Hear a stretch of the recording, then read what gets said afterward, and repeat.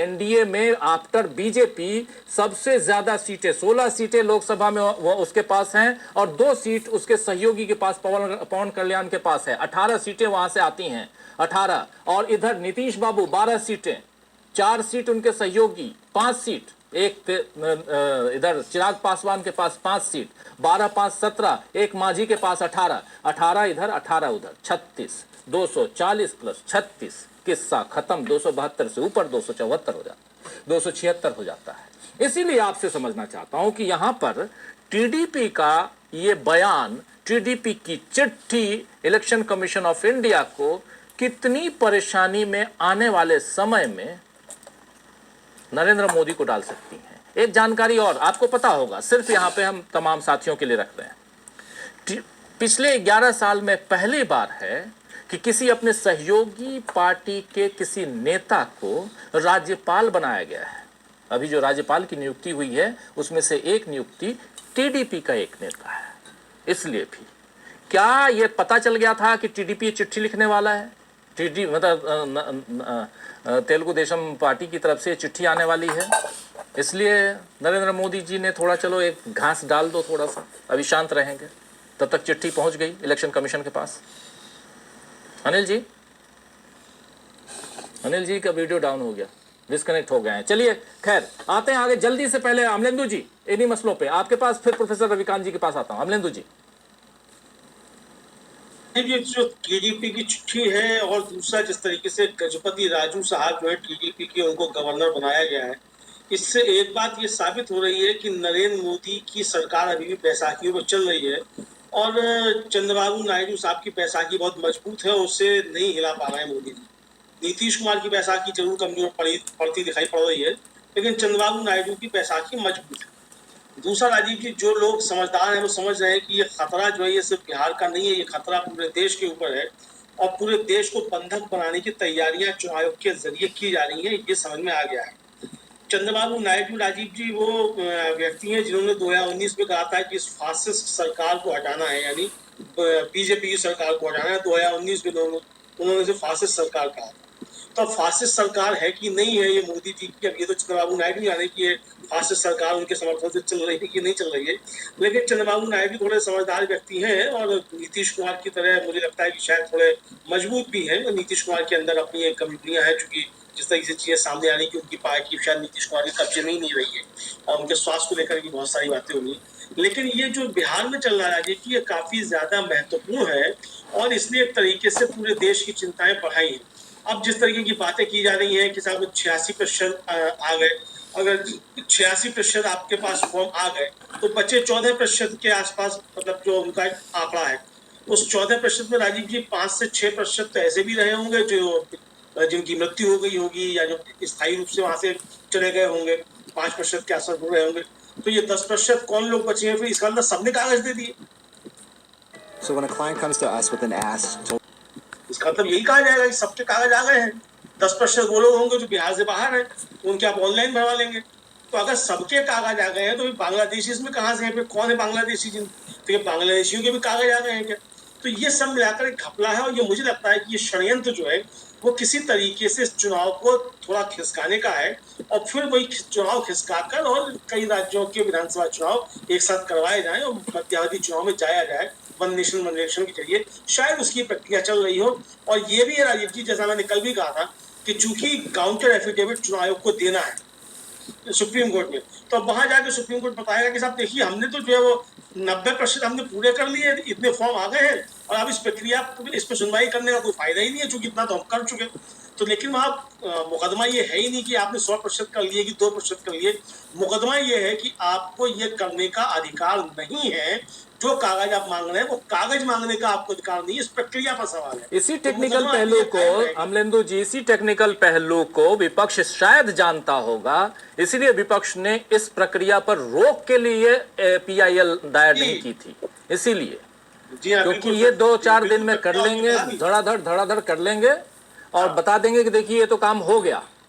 लेकिन आप याद कीजिए हम और आप दोनों थे और सुप्रीम कोर्ट ने साफ साफ कहा कि आप चाहते हैं कि इसका नोटिफिकेशन जारी कर दें और सुप्रीम कोर्ट आपको कुछ ना कहे। लेकिन हम उस नोटिफिकेशन से पहले इस पर बात करना चाहते हैं। हम चाहते हैं देखना कि आप क्या लिस्ट बना रहे हैं। ये सब 28 तारीख को, और जैसे इस पूरे प्रक्रिया को लड़ रहे हैं अभिषेक मनु सिंह भी, उनका आपने इंटरव्यू भी देखा होगा दोस्तों, उन्होंने साफ साफ कहा है कि ये तो अभी 10 तारीख या 28 तारीख, दोनों में हमारी जो डिमांड है उसकी बहस ही नहीं हुई है। बहस तो उसके बाद शुरू होगी, क्योंकि ये जो एक पूर्ण बेंच जो यहां मिलेगी, हो सकता है कि बेंच 3 जजों की मिले, हो सकता है संवैधानिक बेंच मिल जाए 5 जजों की, तो बेंच कितनी मिलती, कितने जजों की मिलती है, ये देखना होगा। ये इंपॉर्टेंट है, और उसके बाद इस पे बहस शुरू होगी। ये प्रक्रिया इसीलिए इस पर रोक नहीं बल्कि बहस जरूरी है, क्योंकि अब इस प्रक्रिया को पूरे देश में लागू करना चाहता है चुनाव आयोग। लेकिन दूसरी तरफ पैरेलली बात यहां पे ये भी है कि ये प्रक्रिया आईआर तो है, इंटेंसिव रिवीजन है, लेकिन स्पेशल उसमें एस लगा के जो आप कर रहे हैं वो ही गड़बड़ है, वो संवैधानिक तौर पे गड़बड़ है, ये कहना है अभिषेक मनु सिंघवी का। इसलिए ये बात मैं रख रहा हूं आपके सामने। अमलेंदु जी अपनी बात पूरी कीजिए, फिर अनिल सिन्हा जी जुड़ गए हमारे साथ। तो जी बिल्कुल राजीव जी, तो मैं यही कह रहा था कि मुकदमा जो है वो इसी पे है कि आप जो कर रहे हैं वो आपको नहीं करना है, और जो आपको नहीं करना है वो आप कर रहे हैं। और यही बात गोपाल शंकर नारायण ने अपनी बात रखते समय, जिस समय शुरुआत हुई बहस की, मतलब बात रखी गई, उस समय कहा था जो याचिकाकर्ताओं के वकील है गोपाल शंकर नारायण, और ये साफ तौर पर सुप्रीम कोर्ट की तरफ से कहा गया कि भाई आपको नागरिकता जांचने का अधिकार नहीं है, और आप ये चाहते हैं कि नोटिफिकेशन जारी हो जाए ताकि फिर सुप्रीम कोर्ट इसको मामले को छुए नहीं, तो हम उससे पहले ही इसको करेंगे। ये बात आई थी बिल्कुल साफ तौर पे, और इसीलिए अब जो मतलब तकनीक अपनाना चाहता है चुनाव आयोग, वो ये है कि अभी जाके बताया कि साहब, और जो खबर छपाई गई है राजनीतिक सूत्रों के हवाले से पूरे देश में किया जाएगा, उसके पीछे भी यही है कि जाकर बताया जाए, क्योंकि सुप्रीम कोर्ट ने ये सवाल किया कि भाई आप इसको पूरे देश में क्यों नहीं कर रहे हैं, आप सिर्फ बिहार में क्यों कर रहे हैं।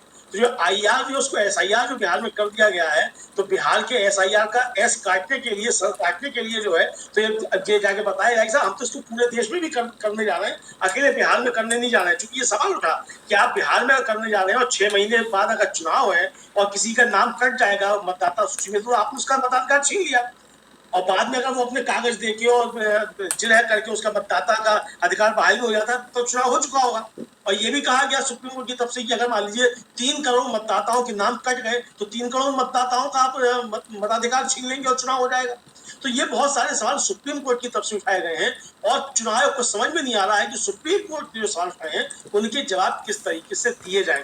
तो अब जब ये मामला आएगा 28 तारीख को, उससे पहले काउंटर एफर्ट देना है, तो उसकी तैयारियां चुनाव आयोग की तरफ से की जा रही है। और एफआईआर जो राजीव जी दर्ज कराई गई है, वो एफआईआर असल में ये अजीत अंजुम के ऊपर एफआईआर दर्ज नहीं कराई गई है। ये एफआईआर जो दर्ज कराई गई है, ये जो छोटे यूट्यूबर वहां से जो आलम, जैसा ये तेजस्वी यादव ने वीडियो जारी कर दिया, तो इस तरीके के वीडियो जो है वो ना बन पाए, वो जारी ना होने पाए, तो छोटे लोग जो डर रहे हैं कि एफआईआर दर्ज हो रही है, अजीत अंजुम जो दिल्ली में बड़का यूट्यूबर है उनके ऊपर दर्ज हो सकती है, तो छोटा भाई बैठा हुआ उसके ऊपर क्या होगा, तो उन्हें डराने के लिए, ताकि असली खबरें नीचे से निकलकर ना आने पाए, उसका कोई जवाब ये।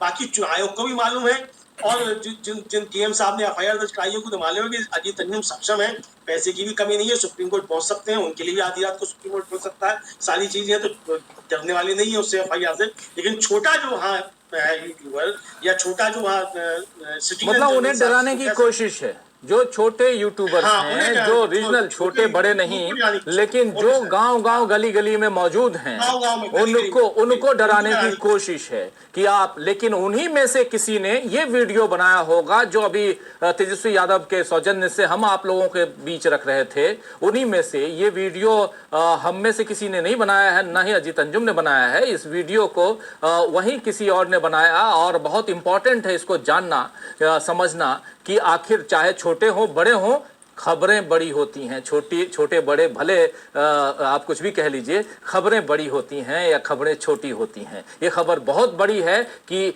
बीएलओ पैसा मांग रहा है, बीएलओ रिश्वत मांग रहा है, बीएलओ फराह शाकिब जी के शब्दों में क्या मनी बोलते हैं उसको, सेवा शुल्क मांग रहा है, सेवा शुल्क मांग रहा है।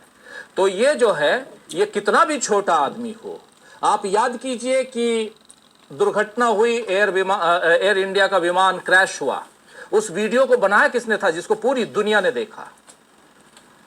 10वीं क्लास का एक छात्र जो अपने गांव से शहर आया था, और वो उसको शौक, उसको वीडियो, वो सबको जहाज देखने का शौक होता है।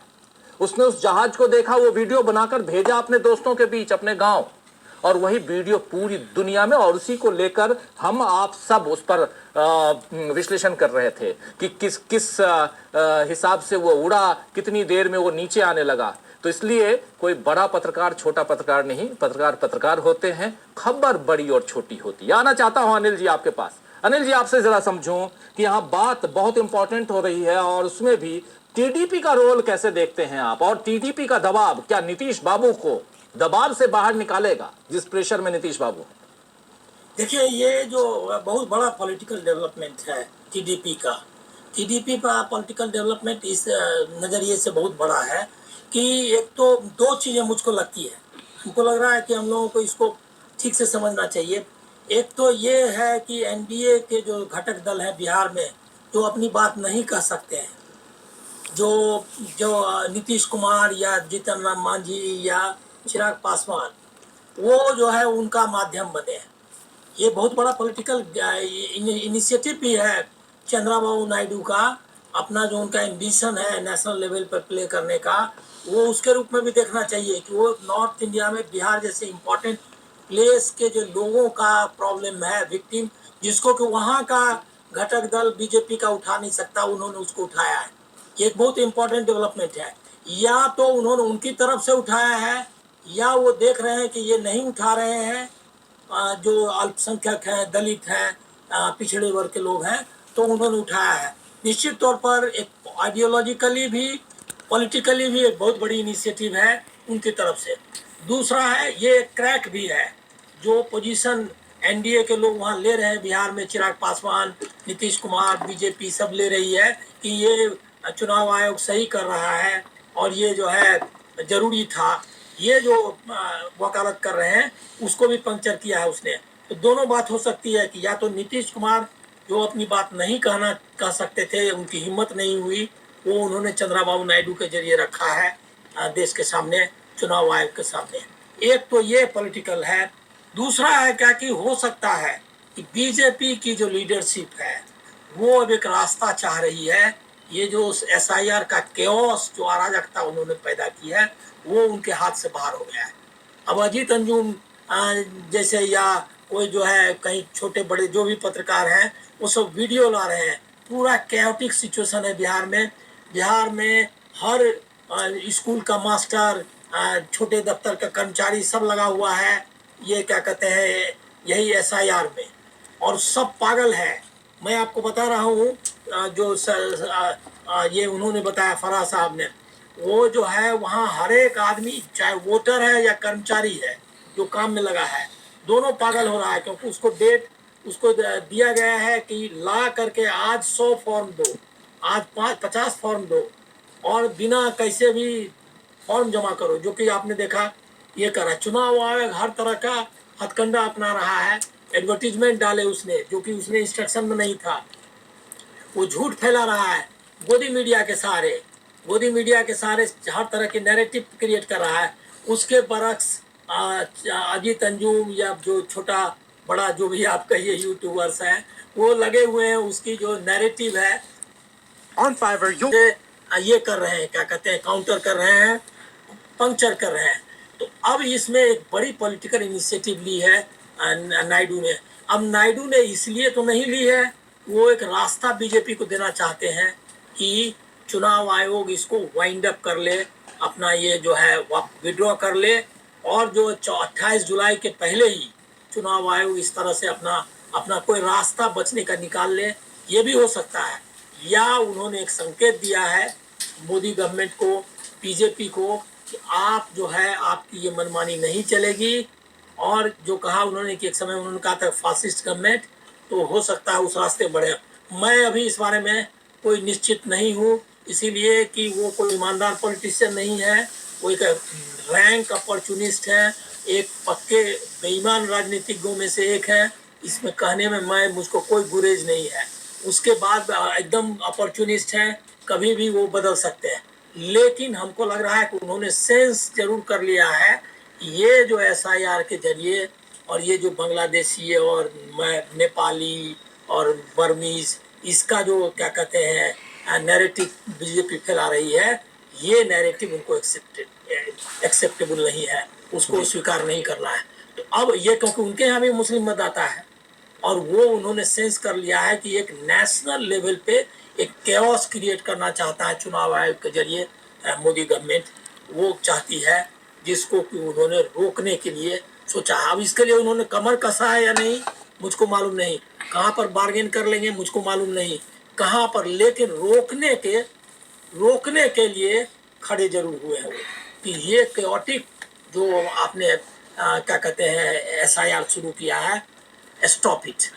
ये उन्होंने एक तरह का वीटो लगाया है और उनका वीटो इम्पोर्टेंट है क्योंकि चंद्रबाबू का नायडू का मतलब ये है कि कुछ और दल भी जो कि बेचैन है, जैसे जीतन राम मांझी है, चिराग पासवान है या नीतीश कुमार, जिस सही कहा फरहान है कि ये सारे वोटर्स जो है JDU को वोटर्स हैं, ये कुर्मी, कोयरी, क्या कहते हैं धानु, ये उनके वोटर्स हैं, अति पिछड़े। तो वो वोटर्स उनका जा रहा है, तो देख रहे हैं सामने से, अपने सामने से देख रहे हैं कि किस तरह थाली जो है वो खाली हो रही है। इस खाली थाली को बीजेपी ले लेगी और उनके पास थाली भी नहीं और उसमें जो है भोजन भी नहीं, तो वो कैसे देख सकते हैं। तो मुझको लग रहा है कि बिग डेवलपमेंट है विपक्ष के, यही चीजें जो विपक्ष ने कहा था। अब दूसरा एक और तीसरा एस्पेक्ट भी है इस TDP का कि जो बातें कर रहे हैं सारा विपक्ष कर चुका है। यही डेलीगेशन गया था, लेकिन उसके साथ तो उसका व्यवहार जो है चुनाव आयोग का नहीं था, जिसके कारण उनको सुप्रीम कोर्ट जाना पड़ा।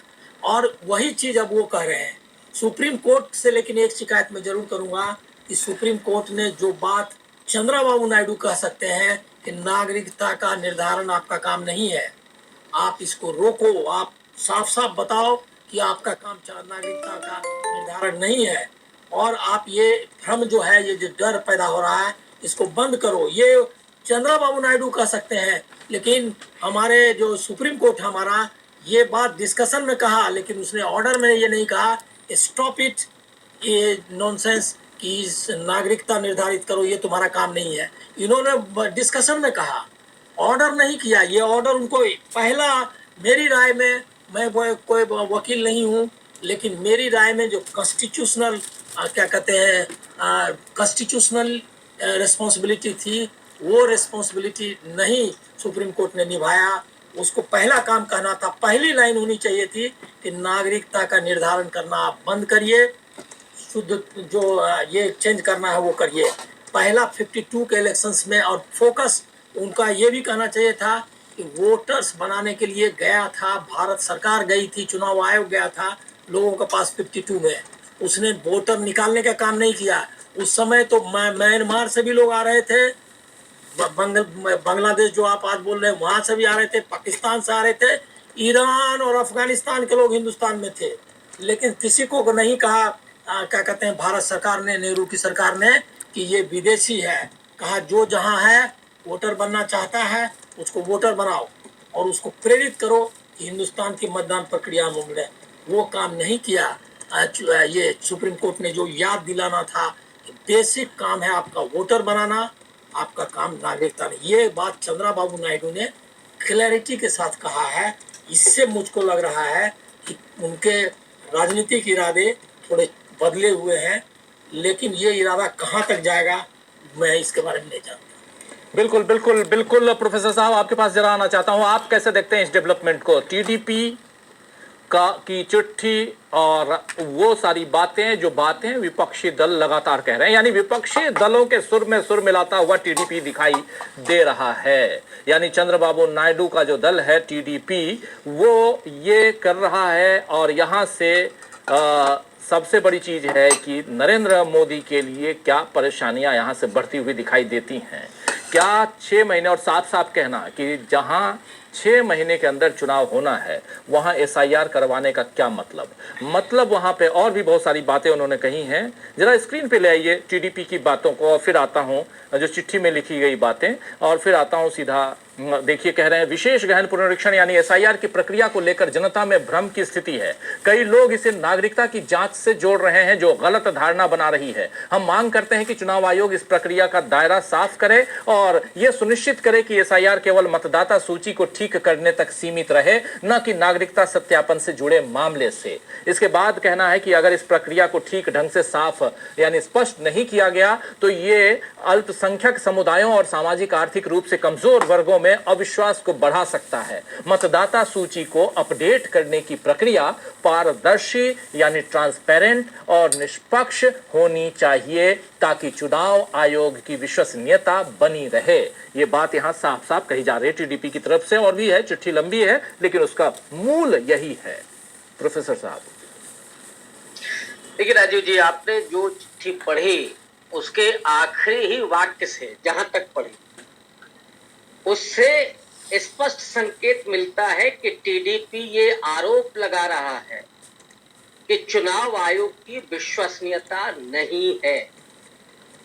विश्वसनीयता बनी रहे इसके लिए यानी पूरी प्रक्रिया पर, और पूरी प्रक्रिया पर ही नहीं कि सिर्फ एक मतदाता बनाने की प्रक्रिया ही नहीं, बल्कि चुनाव की प्रक्रिया को लेकर के भी चुनाव आयोग आशंकाओं में घिरा हुआ है। उस पर पूरे तरीके से लोगों का विश्वास नहीं है। ये विश्वास बना रहे इसके लिए जरूरी है कि वो नागरिकता की जांच करने दे जैसा कोई संकेत न दे, उसका अपना जो काम है वो करे। और मुझे लगता है कि ये लेटर, ये उसकी जो भाषा है वो बहुत स्पष्ट संकेत है, सिर्फ चुनाव आयोग के लिए नहीं बल्कि नरेंद्र मोदी की सरकार के लिए। चूंकि चंद्रबाबू नायडू सेकुलर पॉलिटिशियन है और नरेंद्र मोदी के साथ हैं, उन्हें अपने प्रदेश में अपना जनाधार भी बचा करके रखना है। ये नहीं उनको स्पष्ट संकेत करना है कि वो नरेंद्र मोदी के संकेतों पर काम करना, बल्कि वो अपनी शर्तों पर नरेंद्र मोदी के साथ। और जब जब चंद्रबाबू नायडू इस तरह का संकेत दे रहे हैं, नायडू की तरफ एक कोई चीज फेंक दी जाती है। अभी आपने जो जिक्र किया, एक राज्यपाल बना दिया गया, लेकिन मुझे लगता है कि ये मामला कुछ अलग है। और इस पर जो टीडीपी का कहना है वो स्पष्ट रूप से एक सख्त संदेश है, जो संदेश नीतीश कुमार नहीं दे पा रहे या अब नहीं दे सकते, ये तो बहुत स्पष्ट दिख गया है। लोकतंत्र लोक विश्वास पर चलता है।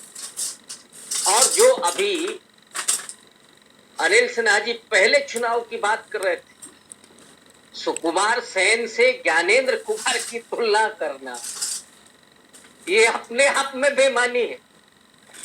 वो सुकुमार सेन 6 महीने तक जो चुनाव प्रक्रिया हुई, वहां अधिकारी कर्मचारी अपने सिर पर वो बक्से लेकर के मतदान कराने के लिए पहुंचे।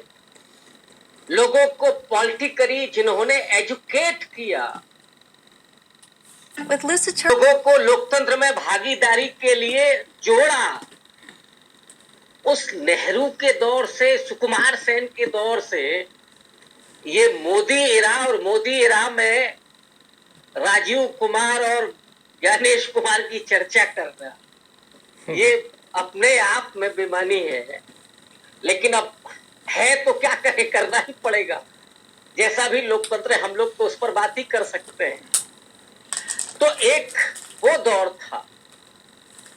आज जब लोग पॉलिटिकली एजुकेट हैं, मैं सबकी बात नहीं कर रहा, लेकिन भारत के लोकतंत्र ने 80 साल में ये दिखाया, और ये अद्भुत देश है जिसके टूटने बिखरने की संभावनाएं उस वक्त ब्रिटेन के तमाम यूरोप के लोग कर रहे थे। ये देश बचेगा नहीं। वो लोकतंत्र तो कैसे चलेगा साहब? या लेकिन इस देश के गरीबों, वंचितों, पिछड़ों, आदिवासियों ने, दलितों ने इसको मजबूत किया।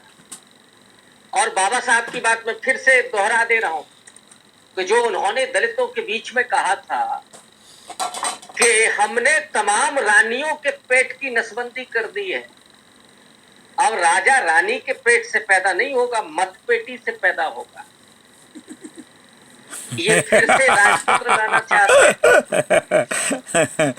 जिस गरीब को वोट करने का अधिकार, चुनाव लड़ने का अधिकार, एक तो इन 10 सालों में हम लोगों ने जो देखा कि अब चुनाव लड़ने की हिम्मत हर किसी की नहीं हो सकती।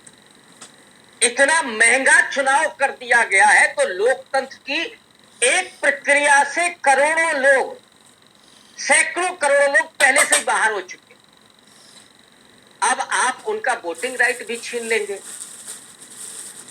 क्या नगर पालिका का चुनाव लड़ सकता है कोई मामूली व्यक्ति? ग्राम प्रधान का चुनाव लड़ सकता है कोई मामूली व्यक्ति? विधायक और सांसद तो छोड़ दीजिए। और ये बहुत जानबूझ करके किया गया है, करोड़ों रुपए जिसमें लगते हो। तो अब आप और हमारे जैसे लोग तो कभी सपना भी नहीं देख सकते कि चुनाव लड़ा जाए। चलिए यही किया जाए कि लोकतंत्र में एक भागीदारी निभाई जाए। अब बचा एक वोटिंग राइट, तो मोदी जी वो भी छीनना चाहते हैं। तो उससे तो अच्छा है कि आप घोषित कर दीजिए कि अब आपातकाल है और हम ही रहेंगे। नॉन बायोलॉजिकल तो है ही, इस देश का राजा अपने आप को घोषित कर दीजिए। काहे का चुनाव, काहे के लिए प्रहसन करना है? लेकिन मोदी जी को या गणेश कुमार को यह भ्रम है कि ये देश हमने 5 किलो राशन पर खत्म कर दिया है। ये उनका भ्रम है, ये उनकी बहुत बड़ी भूल है। मैं समझता हूं कि जो पॉलिटिकल सेंस है इस देश के लोगों का, वो अभी मरा नहीं है, बचा हुआ है। और इन 10 साल में वो एक तरह से पुनर्जीवित हुआ है।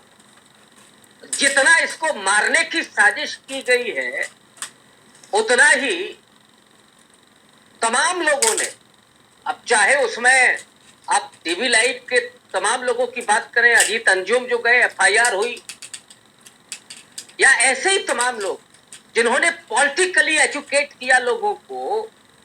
अब इसमें विपक्ष की जो भूमिका रही, खास करके 2024 के लोकसभा चुनाव के पहले और यार राहुल गांधी के भारत जोड़ो यात्रा के पहले,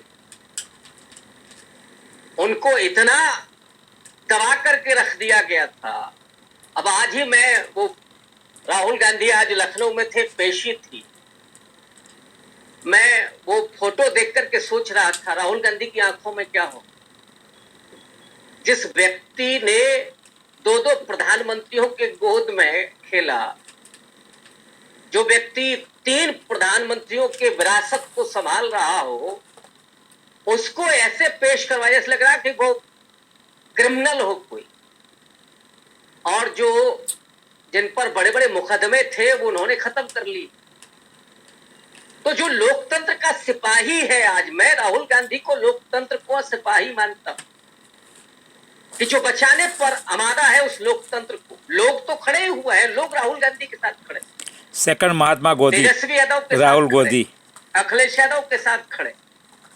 यानी जो लड़ रहा है लोकतंत्र के लिए, लोग उसके साथ खड़े। और यही इस देश के लोकतंत्र की खूबसूरती है।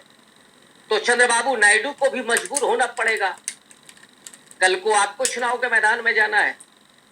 नीतीश बाबू के बारे में मैं कुछ कह नहीं सकता। तेजस्वी यादव ने जो कहा उसी को समझ लीजिए कि मानसिक रूप से वो कितना स्वस्थ है इस समय।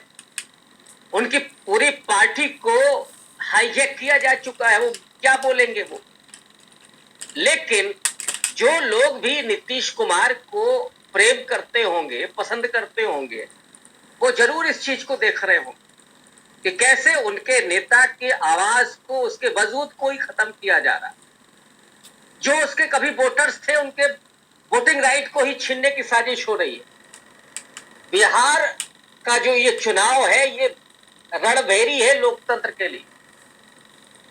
और मुझे लगता है कि ये टर्निंग पॉइंट साबित होगा अब तक, और मैं ये बात कहता रहा हूं कि 2019 के बाद बीजेपी ने कोई भी चुनाव नहीं जीता, केवल मैनेजमेंट के जरिए नतीजे आए हैं बीजेपी के पक्ष में। बिहार में चूंकि वो एक्सपोज हो चुके हैं पूरे तरीके से, महाराष्ट्र में हुए, लेकिन महाराष्ट्र में विपक्ष बाद में लड़ाई में आया। आज विपक्ष मोर्चे पर खड़ा हुआ है और तेजस्वी यादव जो भाषा बोल रहे हैं वो एक लड़ाका की भाषा है, वो लालू प्रसाद यादव का अंश उनमें दिख रहा है। इसलिए ये चुनाव ज्ञानेश कुमार के उस तमाम ज्ञान के बावजूद मुझे लगता है कि बीजेपी गंवाएगी और यहीं से आप टर्निंग पॉइंट देखेंगे लोकतंत्र की जीत का और लोकतंत्र पर जो हमलावर हैं उनकी हार का। राजू जी, लोकतंत्र की जीत और हमलावर जो हैं उनकी हार का टर्निंग पॉइंट ये माना जा सकता है। चलिए जल्दी और आगे बढ़ते हैं, समय कम है, जल्दी फटाफट आना चाहता हूं पहले प्रशांत जी आपके पास। प्रशांत जी, जरा टीडीपी वाला एंगल थोड़ा और इसको खंगालने की कोशिश करते हैं। ये टीडीपी का इस वक्त चिट्ठी लिखना, और वो भी लगभग अब मात्र 10 दिन का समय बचा हुआ है। ये काम, इसकी शुरुआत 15 जून से हुई है और आज 15 जुलाई है, यानी 20 दिन बीतने के बाद ये चिट्ठी लिखना क्या मायने रखता है? क्या इतने दिनों तक, 20 दिन तक नेगोशिएशन चल रहा होगा, या इस बीच जो खबर आई कि एसआईआर अब पूरे देश में लागू किया जाएगा, इसका भय है, इसका डर है, या कुछ और है? जी, जो खबर आई राजीव जी कि इलेक्शन कमीशन ने तमाम अपने राज्य के अधिकारियों को कहा कि आप तैयारी शुरू करें, तो उसकी खबर उनको लगी होगी और वहीं से वो चौकन्ना हुए हैं। और उनको मालूम है कि ये एसआईआर है, ये क्योंकि वो अंदर के व्यक्ति हैं, उनके लोग मंत्री हैं, तो उनको मालूम है कि एसआईआर बिहार में क्या कर रहा है, चुनाव आयोग बिहार में क्या कर रहा है, और यही काम We're Phoenix Energy. भी करेगा। तो वो अपना बचाव कर रहे हैं। मुझे नहीं लगता है कि चंद्रबाबू नायडू की आस्था कोई भारत के लोकतंत्र में या बहुत मतदान प्रक्रिया की स्वच्छता में बची हुई है। जैसा अनिल जी ने कहा कि वो बहुत ही अपॉर्चुनिस्ट, मौका परस्त व्यक्ति हैं। कल वो किसी और की सरकार आएगी, वहाँ चले जाएंगे। हम तो इनको जानते हैं, देवगौड़ा की सरकार जब थी तब भी ये थे, तो 15 फाइलें लेकर आते थे और फाइलें क्लियर करवाते थे और समर्थन जारी रखते थे। तो इनका तो पुराना ये काम है, उनको मालूम है कि कैसे गठबंधन में किया जाता है और वो इसके माहिर खिलाड़ी हैं। और इस मामले में नरेंद्र मोदी से सीनियर है, वो काफ़ी सीनियर हैं जी। लेकिन जो बात सुप्रीम कोर्ट के सामने है, आपने एक मामला उठाया कि विपक्षी पार्टियों ने मांग नहीं की कि इस प्रक्रिया को रोका जाए। दरअसल में ये इलेक्टोरल रोल के रिवीजन की बात है और इलेक्टोरल रोल का रिवीजन 365 दिन चलता है। कोई भी मतदाता, कोई भी नागरिक जो मतदाता बन चुका है, वो फॉर्म 6 भरता है। देश भर में ये प्रक्रिया चलती है और साल भर चलती है। तो ये चुनाव आयोग का बेसिक काम है। बेसिक काम से उसको रोकना उचित नहीं होगा। लेकिन मैंने पहली बार अपने जीवन में देखा है कि सुप्रीम कोर्ट सुझाव दे रहा है